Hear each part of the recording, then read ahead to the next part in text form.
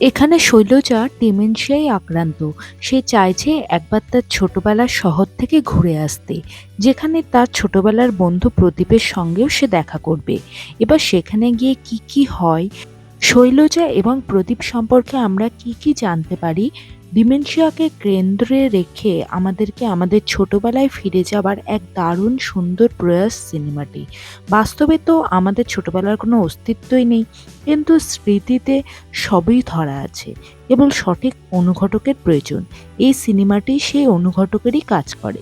সিনেমায় শেষের দিকে একটা জায়গা আছে যেখানে কোঙ্কনের প্রকৃতি, ক্ষেত, গরুর ডাক, ছোট নদী, পাখির ডাক, বিদ্যুতের তারে বাদরের লাফালাফি, শৈলজার ছোটবেলাকার বাসস্থান ইত্যাদি দেখানো হচ্ছিল। যেন এখনকার বর্তমানটাকেই সর্বস্ব করে মৃত্যুর দিকে এগিয়ে চলেছি, ভুলে গেছি শৈশব। তাই মাঝে মাঝে শৈশবে ফিরে যেতে মন্দ লাগে না।